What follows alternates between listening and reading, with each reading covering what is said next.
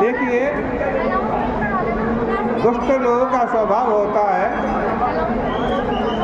कि वे किसी भी हालत में अपना दोष स्वीकार नहीं करते। वे किसी न किसी के सिर पर अपना दोष डाल देते। अरे भाई, जब दोष ही स्वीकार नहीं करोगे तो उसके निवारण का उपाय भी नहीं हो सकता। पहले दोष को स्वीकार करो तभी उसका निवारण होगा। लेकिन जब तुम्हारा कोई दोष नहीं, तुम बिल्कुल दूध के धुले हो, तो उसका निवारण आज कैसे हो सकता। अब कंस ने क्या किया कि देवम अपि अनृतम भक्ति नावर्त्या एव केवलम।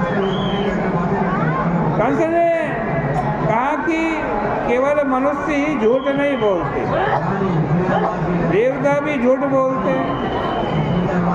मैं अपने दुश्मनों की बात में आ गया, पापी हो गया। मैंने अपने बहन के बच्चों को ही मारा। लेकिन तुम लोग शोक मत करो, बच्चों को तो उनके कर्म का ही फल मिला है, स्वकृतम बुद्ध। देखो, कंस ने एक तो देवताओं को झूठा बताया, और दूसरी बात यह है, यह कही कंस ने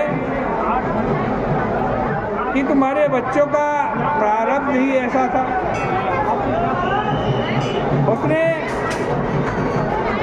अपने दोष को अपने ऊपर हाथ ही नहीं लगाने दिया। और फिर बोला कंस देवकी से कि जंतवो न सदैकत्र देवाधीनास्तदा सदे।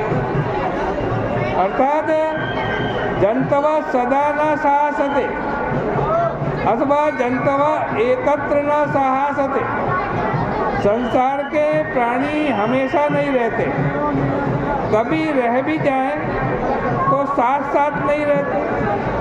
इनकी स्थिति तो ऐसी है कि जैसे हवा में बहुत सारी वस्तुएं उड़ती हैं, मिट्टी से बनी हुई चीज़ें बदलती रहती हैं, परंतु मूल वस्तु मिट्टी नहीं बदलती। इसी प्रकार देह का योग वियोग यह सब अज्ञानी के लिए। यद्यपि मैंने तुम्हारे बच्चों को मारा, परंतु तुम लोग उनके लिए शोक न करो, क्योंकि सबको विवश होकर अपने अपने कर्मों का फल भोगना पड़ता है। जब तक तुम्हारे मन में मैं मारा गया और मैं मरने वाला हूँ यह अभिमान बना रहता है, तभी तक वह अभिमानी बाध्य बाधक भाव को प्राप्त होता है। तुम लोग मुझे क्षमा करो। और ऐसा कहकर के अश्रुमुख कंस ने देवकी और वसुदेव के चरण पकड़ लिए। इत्युक्त्वाश्रुमुख पादौ श्याल स्वस्त्रीस्तथा गृहीत। अब यहाँ जरा देखो, कंस को अश्रुमुख क्यों कहा गया? कंस के लिए शब्द प्रयोग किया गया है अश्रुमुख। क्यों? क्योंकि कंस के आंखों से एक भी आंसू नहीं गिरा। इसकी आंखों से आंसू नहीं गिरे क्योंकि वे स्वाभाविक नहीं, वह मुंह से ही नहीं, आज कहते हैं वो मुंह से आंसू गिराता है, केवल बोल करके अपनी आज दुख को जाहिर करता है, अंदर कोई दुख नहीं है, इसलिए उसे अश्रुमुख कहा गया। उसने योग माया के वचनों पर विश्वास करके वसुदेव देवकी को कारागार से मुक्त कर दिया और तरह तरह से उनके प्रति प्रेम प्रकट करने लगा। थोड़ी देर के लिए उसको सद्बुद्धि आ गई। देवकी और वसुदेव के चित्त में भी उसका पश्चाताप प्रकट करना देख करके दया आ गई। उन्होंने क्रोध छोड़ दिया। फिर वसुदेव से बोले आप जैसा कहते हो कंस जी वो ठीक ही है। देखो यहाँ संत की महिमा। संत कौन?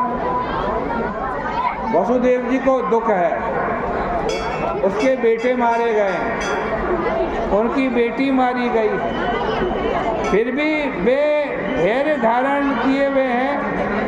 कंस असुर पक्ष का ज्ञानी है, वह दूसरे के दुख के समय बड़ा ज्ञान बखारता है। यदि इतना ही ज्ञान है तो मरने से स्वयं क्यों डरता? स्वयं तो मरने से डरना और दूसरों को उपदेश देना, इस ज्ञान को असुर ज्ञान कहते हैं। असुर ज्ञान। वसुदेव कष्ट में है, फिर भी संत होने के कारण कंस को उसके द्वारा ज्ञान बखारे जाने पर कहते हैं कि तुमने जो कुछ कहा ठीक है, ऐसा ही ठीक है। अज्ञान से अहंकार होता है, अहंकार से अपने पराये का भेद होता है और फिर उससे आज शोक, हर्ष, लोभ, मोह आदि होते हैं। संसार का तो यह हाल है कि यहाँ एक वस्तु दूसरी वस्तु को काटती जा रही है। भेद बुद्धि निमित्त भूत भावों से ही एक दूसरे का नाश करती रहती है और ईश्वर को नहीं देखती।